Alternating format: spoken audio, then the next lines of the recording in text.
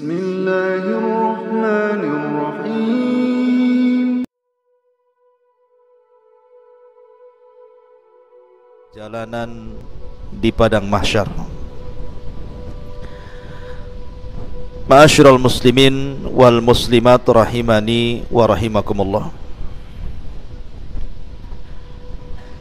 Pembahasan ini penting sekali karena beriman kepada hari akhir itu membawa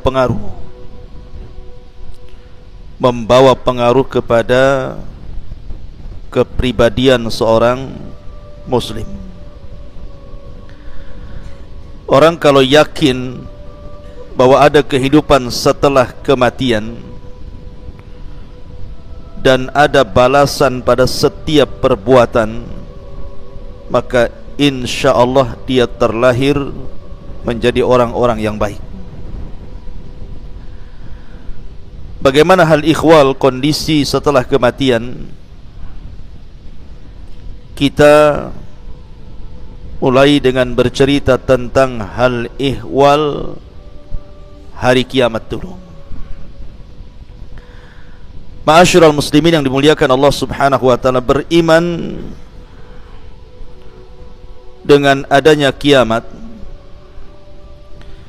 itu mencakup 5 rukun yang disebut dengan arkan yaumil qiyamah. Yang pertama, beriman dengan adanya kematian, bahwa setiap manusia itu pasti mati. Yang kaya mati, yang miskin mati, pejabat mati, rakyat pun mati. Kita lihat raja-raja yang dulu congkak-congkak pun mati. Maka kematian itu sebuah kepastian, dan kematian itu kiamat yang pasti terjadi. Rasul yang mengatakan, idza mata ahadukum qamat qiyamatuhu. Kalau meninggal salah seorang di antara kalian berarti tegak kiamat kepadanya. Ini yang pertama. Yang kedua, alam barzah, bahwa setiap manusia akan mengalami alam barzah. Alam barzah itu alam kubur. Dan di alam kuburan itu ada 4 peristiwa. Pertama, himpitan kuburan. Yang kedua, fitnah kuburan. Yang ketiga, azab kubur. Ataupun yang keempat, nikmat kubur. Itu 4 peristiwa yang akan berlaku dalam kuburan. Kemudian yang ketiga, al-hasyru atau al-ba'thu wal-hasyru, kebangkitan, kemudian manusia akan berkumpul di padang mahsyar. Semua manusia sejak zaman Adam sampai yang terakhir mati akan dibangkitkan, kemudian dikumpulkan di padang mahsyar. Kemudian yang keempat, adanya hisab. Semua manusia pasti dihisab, kecuali ada orang-orang yang memang dikecualikan lolos dari hisab. Siapa mereka? Nanti dijelaskan. Dan yang terakhir, yang kelima, adanya jaza, balasan. Imma ilal jannah, menuju sorga, wa imma ilan nar, menuju neraka. Inilah pembahasan kita 5 poin yang kita sebut dengan perjalanan padang mahsyar. Baik, ma'asyiral muslimin yang dimuliakan Allah Subhanahu wa taala, di dalam Al-Qur'anul Karim, ketika Allah Subhanahu wa taala bercerita tentang kiamat, kiamat itu sesuatu yang mengerikan, sehingga Allah Subhanahu wa taala banyak memberikan nama kepada hari kiamat itu. Terkadang Allah Subhanahu wa taala menyebut nama hari kiamat itu dengan Al-Qari'ah. Al-Qari'ah itu artinya suara yang bisa menghancurkan gendang telinga. Terkadang Allah Subhanahu wa taala menyebutnya dengan al-yaumul akhir, karena memang mengakhiri seluruh kehidupan dunia.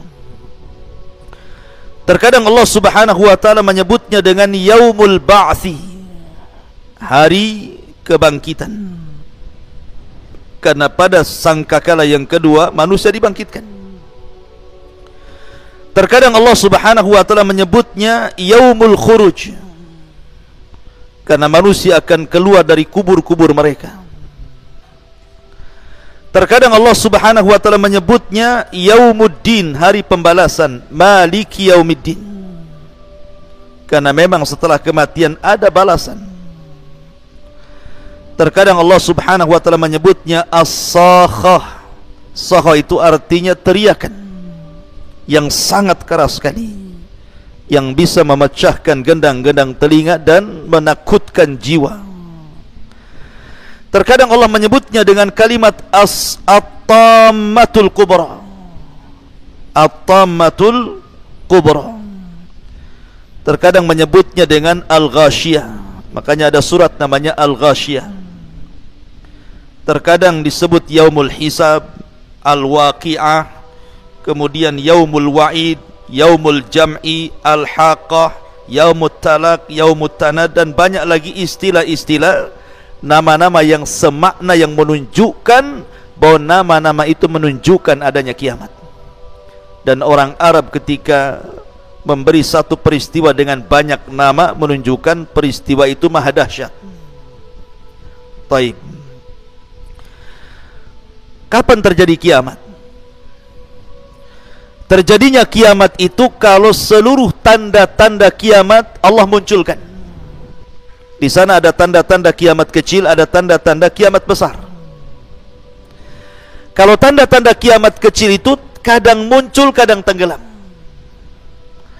Tetapi kiamat besar kalau sekali muncul tidak mungkin dihentikan. Akan terus seperti itu, ganti ini, hilang ini, ganti itu, hilang itu, ganti yang lain. Pamannya turunnya khurujud dajjal, munculnya dajjal. Dajjal belum mati, Isa sudah turun. Kemudian Isa membunuh Dajjal. Isa belum meninggal, keluar Ya'juj dan Ma'juj. Kemudian Ya'juj dan Ma'juj dibinasakan oleh Allah Subhanahu wa taala. Kemudian ketika Isa bin Maryam meninggal dunia, muncul dukhan, asap tebal di langit. Setelah dukhan, matahari terbit dari arah barat. 3 hari matahari terbit dari arah barat, tiba-tiba kemudian muncul lagi dabatun minal ar, binatang bumi yang melata yang bisa bicara. Kemudian setelah itu muncul gempa dari arah timur, dari arah barat, dari jazirah Arab, sampai kepada api yang keluar dari Adan menggiring manusia menuju Syam. Disitulah kiamat dibangkitkan. Dan kiamat dibangkitkan itu dimulai dengan suara Israfil meniup trompetnya, sangkakalanya. Ada yang mengatakan bahwa Israfil meniup sangkakala itu 3 kali. Tiupan kejutan yang pertama, tiupan kematian yang kedua, dan tiupan kebangkitan yang ketiga. Tapi pendapat yang kuat wallahu alam bahwa tiupan itu cuma 2 kali. Tiupan pertama tiupan kejutan dan kematian, tiupan kedua tiupan kebangkitan. Lah ketika Israfil meniupkan trompet itu, maka yang pertama kali meninggal adalah orang yang sedang memperbaiki tempat minum unta. Tiba-tiba pingsan kemudian mati. Kemudian disusul orang-orang yang di jalan-jalan, di pasar-pasar, di rumah-rumah. Kemudian disusul dengan bangsa jin, bahkan para malaikat. Semua akan diwafatkan Allah Subhanahu wa ta'ala pada tiupan yang pertama. Lah setelah tiupan yang pertama ada namanya tiupan yang kedua, nafkhatus tsaniyah. Berapa jaraknya antara tiupan pertama ke yang kedua? Hadis Abu Hurairah radhiyallahu an mengatakan bahwa jarak tiupan pertama ke kedua itu 40.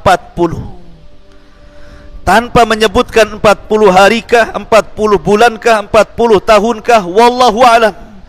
Tapi dari tiupan pertama ke tiupan kedua itulah terjadi kehancuran alam semesta, di mana Allah Subhanahu wa taala menggempakan bumi. Idza zulzilatil ardu zilzalaha, apabila bumi Allah gempakan. Di tengah-tengah dua tiupan itu Allah Subhanahu wa taala meluapkan air lautan ke daratan. Wa idzal biharu sujjirat, ketika kemudian lautan itu dinyalakan kemudian ditumpahkan ke daratan seperti tsunami. Kemudian di antara dua tiupan itu Allah Subhanahu wa taala gulung langit. Allah jatuhkan bintang-bintang. Wa idzan nujumun tasharat. Kemudian Allah Subhanahu wa taala hancurkan gunung, bukit, lembah, sehingga alam semesta betul-betul hancur sehancur-hancurnya. Ketika itu tidak ada manusia, tidak ada jin, tidak ada malaikat. Di sini Allah Subhanahu wa taala berfirman, limanil mulkul yaum. Limanil mulkul yaum. Kalian tahu kekuasaan ini milik siapa? Tidak ada yang jawab. Karena tidak ada makhluk yang berakal yang hidup. Maka Allah jawab sendiri, lillahil wahidil qahar. Kekuasaan itu milik yang satu, yang maha perkasa, Allah Subhanahu wa taala. Bayangkan ikhwatu fiddin, manusia yang sekarang hidup di permukaan bumi, anggaplah 7-8 miliar satu dunia itu. Tetapi makhluk yang sudah dikubur, manusia yang sudah dikubur sejak Adam sampai hari ini, jumlahnya bukan miliaran lagi, bisa triliunan. Artinya orang yang dikubur itu jauh lebih banyak jumlahnya dibandingkan orang yang hidup hari ini. Saat tiupan yang pertama, yang akan merasakan hanyalah orang-orang kafir. Orang yang beriman tidak akan merasakan tiupan yang pertama. Karena sebelum Allah Subhanahu wa taala merintahkan Israfil untuk meniup moncong itu, moncong sangkakala itu, maka orang-orang yang beriman walaupun punya iman hanya sebiji zarah, diwafatkan dengan dikirim angin yang sangat dingin menyentuh ketiak-ketiak orang-orang ini, kemudian Allah wafatkan. Sehingga tidak ada yang hidup kecuali orang yang paling buruk dari orang-orang kafir. Disitulah Rasul mengatakan, la taqumus sa'ah illa ala syiraril khalqi. Tidak mungkin tegak hari kiamat kecuali ditimpakan kepada manusia yang paling buruk dari orang-orang kafir. Artinya tiupan pertama tidak mungkin dirasakan orang yang beriman, karena orang yang beriman sudah meninggal semua. Tetapi tiupan yang kedua, baru akan dirasakan semua orang. Mau mukminnya, mau kafirnya, mau munafiknya, semua akan merasakan. Mulai orang hidup di zaman Nabi Adam sampai yang terakhir mati, semua akan merasakan tiupan yang kedua. Karena tiupan yang kedua itu disebut tiupan kebangkitan. Karena manusia akan dibangkitkan, akan keluar dari kubur-kubur mereka. Ustadz, bagaimana orang yang dikubur itu kan sudah dagingnya pun tidak ada, terkadang tulang belulangnya sudah hancur, apalagi sudah berabad-abad yang silam. Bagaimana Allah Subhanahu wa taala membangkitkan mereka? Dari mana Allah bangkitkan mereka? Allah bangkitkan mereka dari tulang ekor. Setiap manusia itu punya tulang ekor. Tulang ekor tidak akan dihancurkan. Dari situ Allah bangkitkan manusia, dari tulang ekornya itu. Dan Allah lebih mudah membangkitkan kedua kalinya dibandingkan pertama kali menciptakan. Dan ini Allah Subhanahu wa taala sebutkan di dalam Al-Qur'an, wa alqat ma fiha wa takhallat. Dan kami keluarkan beban-beban isi perut bumi, dilempar ke permukaan. Maksudnya jasad-jasad manusia yang sudah mati ratusan tahun bahkan ribuan tahun itu semua dilempar ke permukaan. Wa akhrajatil ardu athqalaha. Dan kami keluarkan beban-beban berat bumi, dilempar ke permukaan. Maksudnya manusia yang sudah meninggal. Lah setelah kemudian manusia dibangkitkan dari kubur-kubur mereka, disitulah Allah lesatkan ruh dari setiap tempat ke jasadnya masing-masing. Kalau ruhnya orang yang beriman diletakkan di Iliyin, kalau ruhnya orang kafir diletakkan di Sijin. Karena di antara makhluk yang tidak hancur saat kiamat itu salah satunya ruh, tidak hancur. Yang tidak hancur saat kiamat itu satu arasy tidak akan hancur.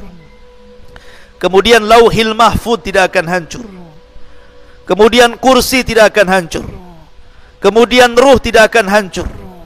Kemudian tulang ekor manusia tidak akan hancur. Ini perkara-perkara yang tidak akan hancur saat kiamat. Lah di mana ruh saat terjadi kiamat? Ruh saat terjadi kiamat kalau dia ruhnya orang yang beriman diletakkan di tempat yang paling tinggi di sorga yang disebut dengan Illiyun. Adapun ruhnya orang kafir saat kiamat diletakkan di sijin, di dasar bumi yang paling dalam, tempat yang paling buruk. Disitulah ruhnya orang-orang kafir. Jadi ketika manusia itu dikeluarkan dari kuburan-kuburan mereka setelah trompet yang kedua, maka Allah firmankan wa idzan nufusu zuwizat. Apabila nufus, jiwa-jiwa itu disatukan kembali dengan jasadnya, maka ruh melesat kemana-mana dan tidak tertukar. Nggak mungkin ruhnya si anu tertukar dengan ruhnya si anu, tidak. Ma'asyiral muslimin yang dimuliakan Allah Azza wa Jalla, ketika itulah ikhwan, manusia dibangkitkan oleh Allah Azza wa Jalla. Manusia dibangkitkan itu ikhwan, itu terbagi menjadi dua kelompok. Dan itu disebutkan dalam surah Yasin. Kelompok yang pertama, kelompok orang-orang kafir, munafik, maka mereka akan mengatakan ya wailana man ba'athana mim marqadina. Duhai celaka kami, siapa yang membangunkan kami dari tidur-tidur kami ini? Kelompok yang kedua yang merasa senang ketika dibangkitkan, mereka mengatakan hadza ma wa'adar rahman wa sadaqal mursalun. Inilah janji Allah Subhanahu wa taala kepada kita dan benarlah ucapan para rasul itu. Maka di sini manusia akan menjadi dua kelompok. Adapun orang-orang yang beriman, maka mereka difirmankan Allah Subhanahu wa taala walladzina amanu wattaba'athum dzurriyyatuhum biimanin alhaqna bihim dzurriyyatuhum. Dan orang-orang yang beriman kemudian diikuti keimanannya dengan keluarganya, maka mereka akan dikumpulkan di situ. Mereka tenang. Tetapi ada orang-orang yang mereka tidak beriman, apa yang terjadi? Yauma yafirrul mar'u min akhi wa ummihi wa abi wa sahibatihi wa bani likulli imri'in yauma idzin sya'nun yughni. Ada orang yang lari dari saudaranya, dari kawannya, lari anak dari orang tuanya, lari seseorang dari pasangan dan juga anak-anaknya, lari ke sana kemari, tidak ada tujuan. Karena ketika itu fala ansaba bainahum, tidak ada lagi nasab di antara mereka. Jadi orang itu sibuk sendiri-sendiri. Mereka lari ke barat, ke timur, ke utara, ke selatan, bingung mereka mau kemana. Karena ketika itu Allah Subhanahu wa taala menjadikan bumi yang antum pijak hari ini, yang isinya banyak gedungnya, banyak rumahnya, banyak hutannya, banyak bukitnya, banyak lembahnya, banyak gunungnya, Allah Subhanahu wa taala nanti akan robah bumi yang kita pijak dengan bumi yang baru, yauma tubaddalul ardu ghairal ardi. Pada hari di mana bumi akan diganti dengan bumi yang baru. Maksudnya bumi yang baru itu, sekarang bentuk bumi itu membulat seperti telur bulat. Maka bumi yang bulat ini akan Allah hancurkan, kemudian akan Allah buat rata, ya. Sehingga tidak ada yang meninggi, tidak ada yang merendah, tidak ada gunung, tidak ada bukit, tidak ada lembah, semua rata dan warnanya putih seperti tepung, karena tidak ada orang bermaksiat di situ. Itulah yang disebut dengan padang mahsyar. Disitulah manusia dibangkitkan. Dan ketika di dunia manusia itu ada hubungan dengan bumi. Antum saya ini ada hubungan dengan bumi yang disebut dengan gravitasi bumi.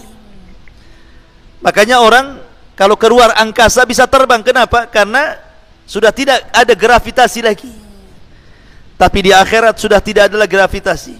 Karena hubungan manusia dengan bumi selesai. Bumi sudah dihancurkan dan diganti dengan bumi yang baru. Sehingga kondisi manusia Allah kondisikan seperti dua binatang. Pertama laron, antum tahu laron? Yang kedua al-jarad. Jarad itu artinya belalang. Laron itu berbeda dengan belalang. Kalau ada listrik nyala seperti ini, kemudian musim hujan, biasanya orang yang tinggal di pesawahan, nanti datang laron terbang itu. Kemana? Menuju cahaya. Lihat cara terbang laron itu.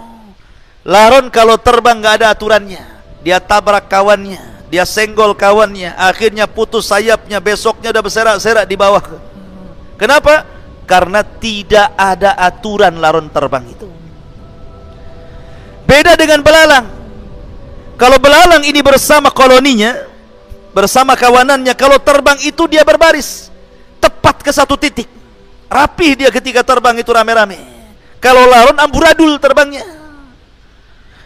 Kenapa Allah Subhanahu wa ta'ala contohkan dengan dua binatang dan dua-duanya bisa terbang?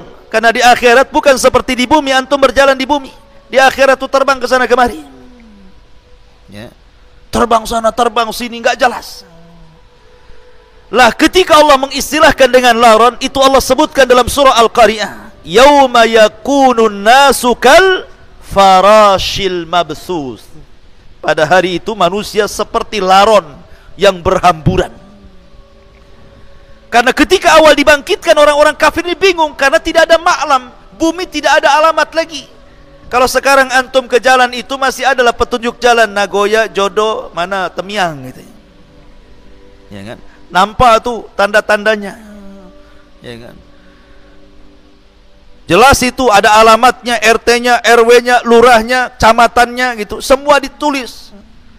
Tetapi di akhirat itu, di padang mahsyar, tidak ada ma'lam, tidak ada alamat, tidak ada penunjuk jalan, karena sudah tidak ada gedung, tidak ada rumah, tidak ada gunung, tidak ada hutan, semua rata, tanah rata. Mau kemana? Sudah tidak tahu lagi di mana kapling dia tuh. Jabal Uhud pun tak tahu di mana lagi. Ya, karena sudah rata semuanya. Ya. Tidak ada ma'lam, tidak ada alamat. Makanya mereka bingung mau harus pergi kemana. Akhirnya mereka yang dari timur ke selatan, yang dari selatan ke utara, yang dari utara ke barat, pokoknya seperti orang linglung. Lah itulah yang kemudian Allah sebut kal ihnil manfush, seperti laron yang berterbangan berhamburan, tidak jelas harus kemana, bingung. Dan mereka dibangkitkan khufatan uratan ghurlan buhman. Pertama tidak beralas kaki, kembali tidak dikhitan, telanjang bulat, dan tidak ada bawa harta di badan. Betul-betul miskin semuanya. Nahnu fuqara ilallah, kita ini miskin di hadapan Allah Azza wa Jalla. Baru setelah kemudian manusia kesana kemari nggak jelas gitu ya, baru ada panggilan disebutkan dalam surah Toha. Ketika ada panggilan, barulah kemudian manusia dari mana-mana akan tertuju kepada satu panggilan itu. Disitulah Allah Subhanahu wa ta'ala kemudian ibaratkan dengan kal jaradil muntashir. Maka mereka seperti belalang, karena belalang aturannya jelas terbangnya menuju satu titik, ya. Maka akhirnya kemudian manusia berkumpul di satu tempat, lah disitulah disebut padang mahsyar. Manusia akan berdiri di situ. Berapa tahun? Khamsina alfasana, 50.000 tahun. Yauma yakumun nasu li rabbil alamin. Manusia akan berdiri menghadap Rabb alamin. Apakah 50.000 tahun itu berlaku kepada seluruh manusia? Tidak. Ini hanya berlaku kepada orang-orang kafir saja. Karena orang-orang yang beriman, ada yang keluar dari kubur dibangkitkan direct masuk surga. Tidak ada hisab, tidak ada adab. Seperti Rasulullah SAW menggambarkan 70.000 orang yang masuk surga tanpa hisab dan adab. Mereka orang yang tidak minta ruqyah, tidak minta dikai besi panas yang disulut gitu ya. Kemudian mereka tidak tatoyur dan mereka senantiasa bertawakal kepada Allah Azza wa Jalla. Ini langsung direct masuk surga. Tidak ada hisab, tidak ada adab. ataupun para syuhada yadkhulunal jannah bighairi hisab, masuk ke dalam surga tanpa hisab. Ada orang-orang itu yang direct masuk surga, nggak ada hisab, nggak ada sehingga mereka tidak harus kemudian tinggal di padang mahsyar bertahun-tahun lamanya. Tapi ada juga yang dihisab dengan hisab yang sulit, ya agak lama. Ada juga hisab yang mudah, ya agak cepat. Pokoknya tergantung amalannya di bumi. Karena kehidupan akhirat itu yang menentukan kebahagiaan ketika sekarang ini kita hidup di bumi. Faman ya'mal mithqala dzarratin khairan yara wa man ya'mal mithqala dzarratin syarran yara. Ma'asyiral muslimin wal muslimat rahimani wa rahimakumullah. Lah ketika manusia berkumpul di padang mahsyar, apa yang terjadi? Allah Subhanahu wa taala akan datang menemui mereka. Wa jaa'a rabbuka wal malaku saffan saffa. Maka Rabbmu akan datang sementara malaikat berbaris-baris bersaf-saf itu. Lah ketika itu Allah Subhanahu wa taala memanggil makhluk yang disebut dengan Jahannam. Waji'a bi Jahannam yauma idzin yatadzakkarul insan anna lahu dzikra. Didatangkan neraka Jahannam. Jahannam ini memiliki 70.000 tali kekang. Dan setiap satu tali kekang dipegang oleh 70.000 malaikat. Anda bisa bayangkan? Jahannam ini ditarik memiliki 70.000 tali untuk nariknya itu. Sementara setiap tali itu ditarik oleh 70.000 malaikat. Besar sekali Jahannam itu.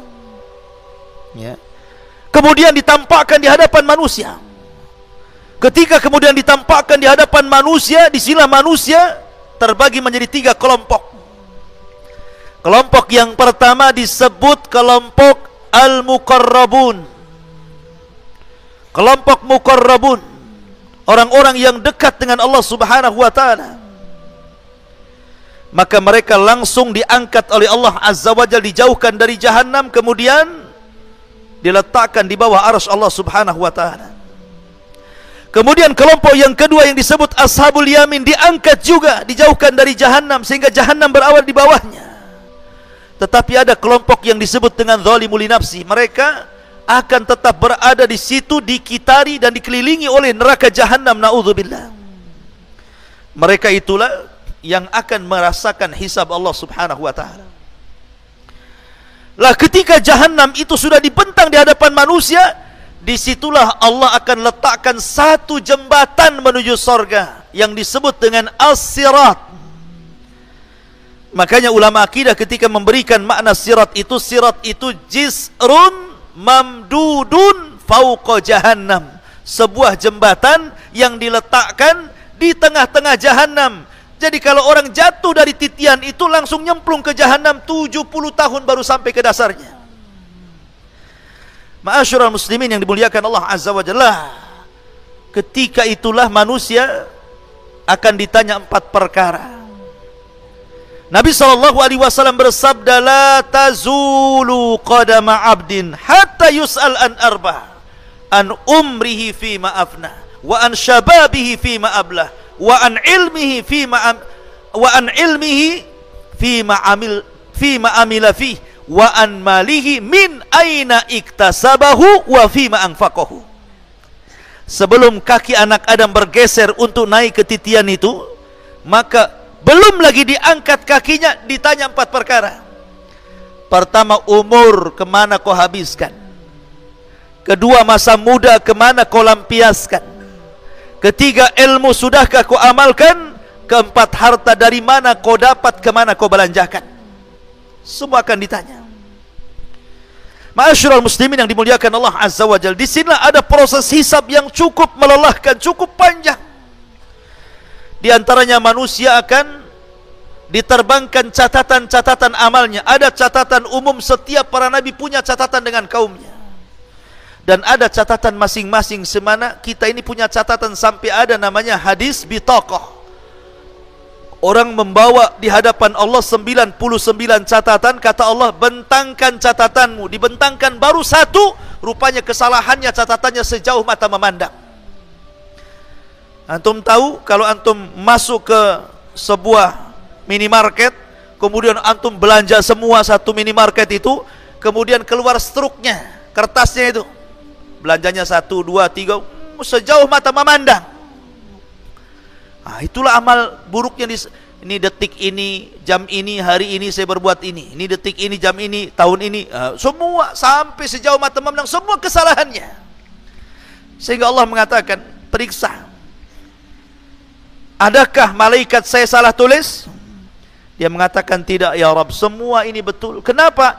Karena nanti di akhirat itu salah satu keunggulannya, manusia akan dikembalikan hafalannya. Kalau di bumi ini, kadang-kadang apa yang antum perbuat 1 bulan, 1 tahun yang lalu sudah lupa kalau antum pernah gampar orang itu. Kalau antum pernah ngutang orang, ngambil barang orang, udah lupa. Tapi di akhirat nanti semua diingatkan. Nggak akan ada yang tersisa dari sebuah maksiat kecuali ditampakkan. Ya. Begitulah hisab. Adapun orang-orang ketika ini catatan itu diterbangkan, kemudian Allah menyuruh untuk mengambilnya, ada orang-orang yang mengambil dengan tangan kanan, sehingga dengan bangganya dia mengatakan, ha umuqra'u kitabiyah. Lihat catatanku, baca, karena dia senang isinya pasti kebaikan. Ha umuqra'u kitabiyah. Tapi ada orang yang mengambil dengan tangan kirinya, maunya dilempar saja karena tahu dia isinya catatannya semua keburukan. Ada yang mengambil dengan tangan kiri sebelah punggung, susah diambil. Karena orang itu terbagi 3. Pertama, mukmin mengambil dengan tangan kanan, kafir dengan tangan kiri, munafik dengan tangan kiri di sebelah punggungnya. Begitulah manusia. Kemudian di sana juga nanti ada proses mizan, timbangan. Semua akan ditimbang. Dan timbangan itu menentukan kebaikan orang dan menentukan keburukan orang. Fa amma man thaqulat mawazinu fa huwa fi isyatir radiyah. Wa amma man khaffat mawazinu fa ummuhu hawiyah wa ma adraka ma hiyah narun hamiyah. Jadi semua akan ditimbang itu. Baik badannya, baik catatannya, baik amalannya, semua akan ditimbang. Dan yang menentukan berat dan tidaknya timbangan itu bukan berat badan. Kalau berat badan yang gemuk, antum yang untung, yang kurus yang rugi. Oh, alhamdulillah saya gemuk, insya Allah timbangan saya berat. Ya, di dunia, di akhirat belum tentu. Karena Abdullah bin Mas'ud, seorang sahabat Rasul, orangnya kurus kering, naik pohon kurma, datang angin, kemudian jubahnya tersingkap, nampak betis yang kecil, di mana daging dengan tulangnya nyatu karena saking kecilnya. Akhirnya para sahabat mentertawakan kedua betis Abdullah bin Mas'ud, sangat kecil. Kata Rasulullah, tadhaku, jangan ketawakan kedua betis Abdullah bin Mas'ud itu. Karena kedua betis itu kalau ditimbang di satu neraca gunung Uhud, di neraca satunya, maka 2 betis Abdullah bin Mas'ud jauh lebih berat dibandingkan gunung Uhud. Artinya bahwa yang menjadikan berat bukan badan, tetapi amalan dan catatan. Lalu apa yang bisa memberatkan timbangan, ikhwan? Banyak. Ya, salah satunya apa? Salah satunya zikrullah. Orang yang senantiasa berzikir itu, ikhwan, itu bisa memberatkan timbangan. Rasul mengatakan apa? Kalimatani khafifatani thaqilatani fil mizani habibatani ala rahmani subhanallah wa bihamdihi subhanallahil azim. 2 kalimat kata Rasul, ringan di lisan, berat dalam timbangan, dicintai Ar-Rahman, subhanallah wa bihamdihi subhanallahil azim. Sampai ada satu cerita, ada seorang kakek di Saudi sana. Kakek sudah tua renta, namanya kakek kan tua, kalau muda tidak disebut kakek lah.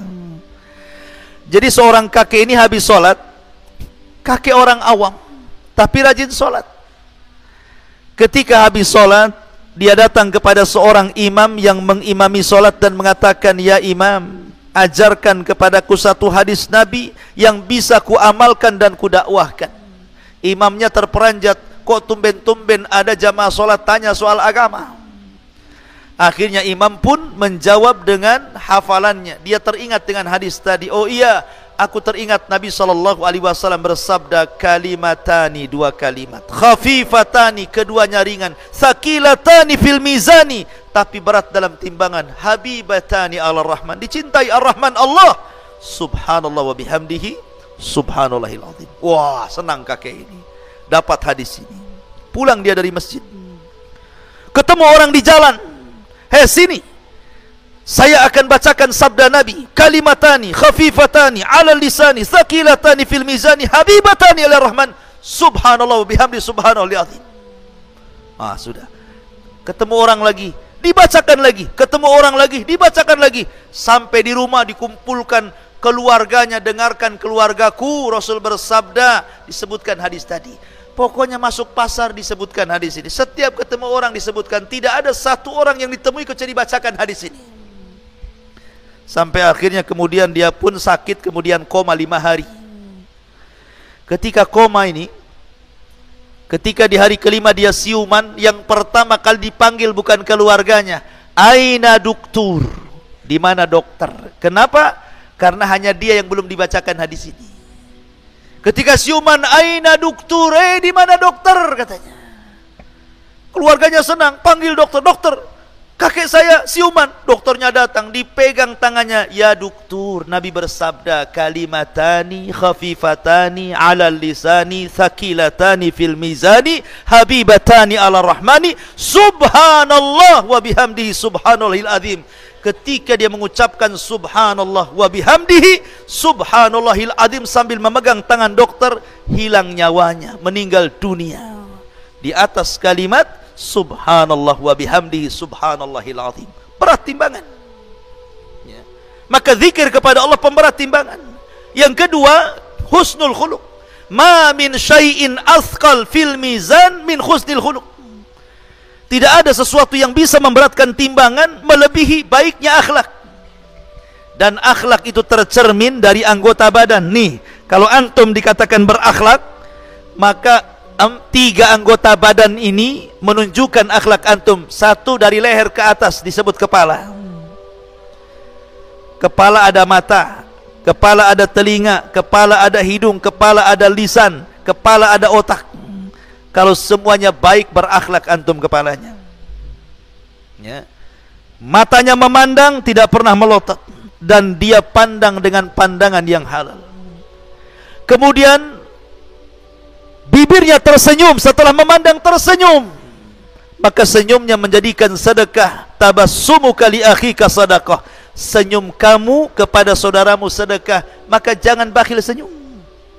Sulaiman saja melihat ada rombongan semut, kemudian ketuanya rombongan semut mengatakan kepada semut, ya ayyuhan namla udkhulu masakinakum la yakhtimannakum Sulaiman wa junuduhu wa hum la yash'urun. Kata ketua semut, hei semut-semut anak buahku, cepat masuk rumah-rumah kalian. Sulaiman tentaranya sudah akan datang. Kalau mereka menginjak, kalian akan mati. Dan mereka tidak sadar sedang menginjak kalian. Ucapan kepala semut didengar Sulaiman, fatabassama dhahika min qauliha. Maka Sulaiman pun tersenyum, kemudian tertawa karena ucapan semut. Dia pandang semut, dia senyum ke semut ya. Tapi jangan antum senyum ke semut. Ada semut senyum ngapain? Ini mencontohkan Nabi Sulaiman katanya. Maksudnya begini, jangan mudah atau jangan susah untuk melempar senyum. Karena biasanya kalau orang jarang senyum, sekali senyum dipertanyakan, ngapain kok senyum orang itu? Ada apa kok tiba-tiba senyum? Gila ya katanya. Karena jarang senyum, sekali senyum dipertanyakan senyumnya tuh ya. Jadi senyum itu bagian daripada akhlak. Habis memandang tidak melotot, habis tersenyum manis senyumnya, baru mengeluarkan untayan kata-kata yang indah, yang mutiara, yang santun. Rasul mengatakan, man kana yu'minu billahi wal yaumil akhir falyakul khairan aw liyasmut. Itu akhlak namanya. Tidak memandang kecuali yang baik, tidak mencium kecuali yang halal, tidak berpikiran otaknya yang negatif, semua positif, tidak suudon sama orang. Berarti kepala kita berakhlak. Kemudian tangan mudah membantu, ada saudaranya bantu, ada saudaranya diangkat, memberi. Itulah tangan, akhlaknya tangan. Dan juga badan. Badan ini dari leher ke bawah